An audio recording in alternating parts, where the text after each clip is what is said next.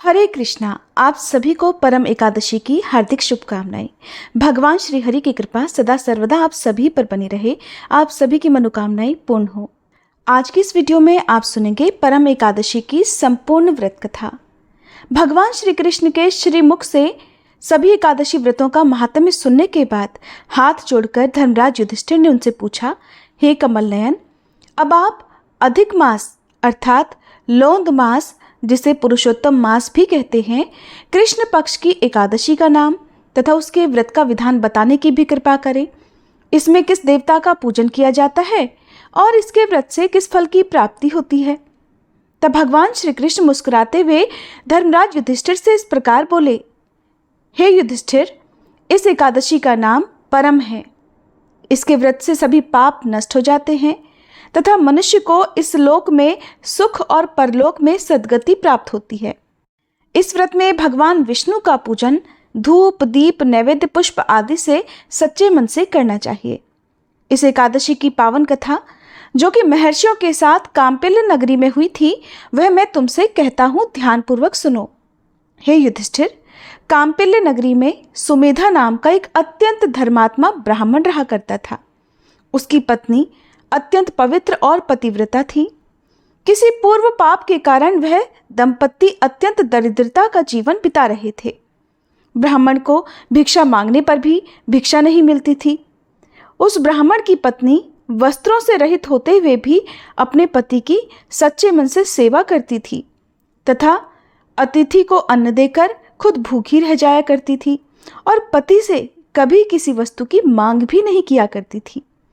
इस प्रकार दोनों पति पत्नी घोर गरीबी का जीवन बिता रहे थे। एक दिन ब्राह्मण अपनी पत्नी से बोला, हे प्रिय, जब मैं धनवानों से धन की याचना करता हूँ तब वह मुझे मना कर देते हैं। गृहस्थी धन के बिना नहीं चलती, इसलिए अगर तुम्हारी सहमति हो तो मैं परदेश जाकर कुछ काम करूं, क्योंकि विद्वानों ने कर्म की प्रशंसा की है। ब्राह्मण की पत्नी ने विनीत भाव से अपने पति से कहा, हे स्वामी, मैं आपकी दासी हूं। पति अच्छा और बुरा जो कुछ भी कहे, पत्नी को वही करना चाहिए। मनुष्य को पूर्व जन्म में किए कर्मों का फल अवश्य मिलता है। सुमेरु पर्वत पर रहते हुए भी मनुष्य को बिना भाग्य के स्वर्ण नहीं मिलता। पूर्व जन्म में जो मनुष्य विद्या और भूमि का दान करते हैं, उन्हें अगले जन्म में विद्या और भूमि की ही प्राप्ति होती है। ईश्वर ने भाग्य में जो कुछ लिखा है उसे टाला नहीं जा सकता। अगर कोई मनुष्य दान नहीं करता तो प्रभु उसे केवल अन्न ही देते हैं। इसलिए आपको इसी स्थान पर रहना चाहिए, क्योंकि मैं आपका विछोह नहीं सह सकती। पति बिना स्त्री की माता पिता भाई ससुर तथा संबंधी आदि सभी निंदा किया करते हैं। इसलिए हे स्वामी, कृपा कर आप कहीं मत जाइए। जो भाग्य में लिखा होगा वो यही मिल जाएगा। पत्नी की सलाह मानकर वह ब्राह्मण परदेश नहीं गया। इस प्रकार उनका समय बीतता रहा। एक बार कौंडिन्य ऋषि वहां आए। ऋषि को देखकर ब्राह्मण सुमेधा और उसकी पत्नी ने उन्हें साष्टांग प्रणाम किया और कहने लगे, आज हम धन्य हुए मुनिवर, आपके दर्शन से आज हमारा जीवन सफल हो गया। फिर ऋषि को उन्होंने आसन और भोजन दिया। भोजन देने के बाद पतिव्रता ब्राह्मणी ने कहा, हे ऋषिवर, कृपा करके आप मुझे दरिद्रता का नाश करने की कोई विधि बतलाइए। मैंने अपने पति को परदेश में जाकर धन कमाने से रोका है और देखिए, मेरे भाग्य से आज आप पधारे हैं। अब तो मुझे भी पूर्ण विश्वास हो गया है कि हमारी गरीबी अब जल्दी ही नष्ट हो जाएगी। इसलिए हे मुनिवर, आप हमारी इस गरीबी को दूर करने के लिए कोई उपाय बतलाइए। ब्राह्मणी की बात सुनकर कौंडिन्य ऋषि कहने लगे, हे ब्राह्मणी, मलमास की कृष्ण पक्ष की परम एकादशी के व्रत से सभी पाप दुख और गरीबी आदि नष्ट हो जाते हैं। जो मनुष्य इस व्रत को करता है वह धनवान हो जाता है। इस व्रत में नृत्य गायन आदि सहित रात्रि जागरण करना चाहिए। भगवान शंकर ने कुबेर जी को इसी व्रत के करने से धनाध्यक्ष बना दिया था। इसी व्रत के प्रभाव से सत्यवादी राजा हरिश्चंद्र को पुत्र स्त्री और राज्य की प्राप्ति हुई थी। इसके बाद कौंडिन्य ऋषि ने ब्राह्मण दंपति को एकादशी के व्रत का समस्त विधान कह सुनाया। फिर ऋषि ने कहा, हे ब्राह्मणी, पंचरात्रि व्रत इससे भी ज्यादा उत्तम है। परम एकादशी के दिन प्रातःकाल नित्य कर्म से निवृत्त होकर विधान पूर्वक पंचरात्रि व्रत आरंभ करना चाहिए। जो मनुष्य 5 दिन तक निर्जल व्रत करते हैं वे अपने माता पिता और स्त्री सहित स्वर्ग लोक को जाते हैं। जो मनुष्य 5 दिन तक संध्या को भोजन करते हैं वे स्वर्ग को जाते हैं। जो मनुष्य स्नान करके 5 दिनों तक ब्राह्मण को भोजन कराते हैं वे समस्त संसार को भोजन कराने का फल प्राप्त करते हैं। जो मनुष्य इस व्रत में अश्व दान करते हैं उन्हें तीनों लोकों को दान करने का फल मिलता है।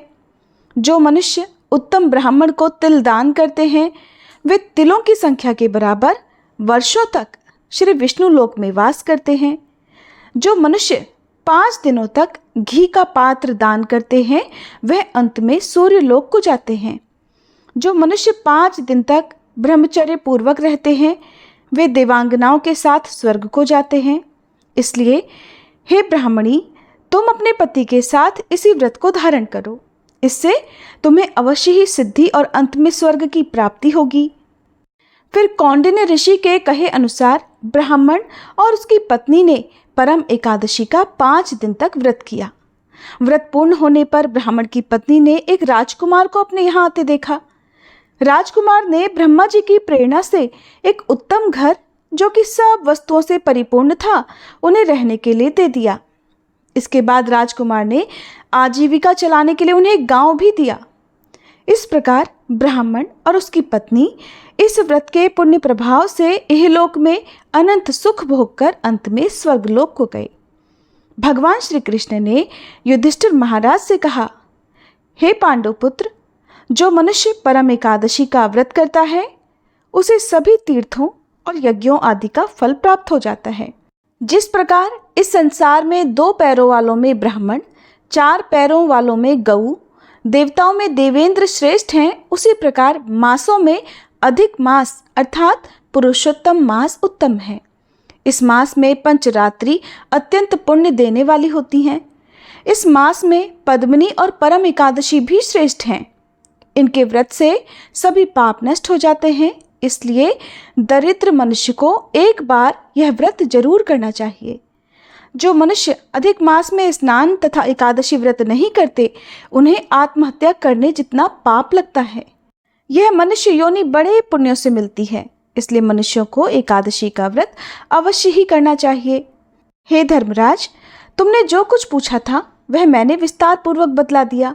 अब इन व्रतों को तुम भी भक्ति पूर्वक करो।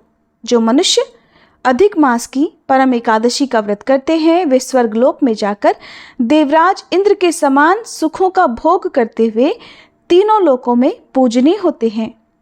ब्राह्मणों, ऋषि, मुनियों और सज्जन पुरुषों का आदर करने वाले मनुष्यों पर भगवान अवश्य ही कृपा करते हैं।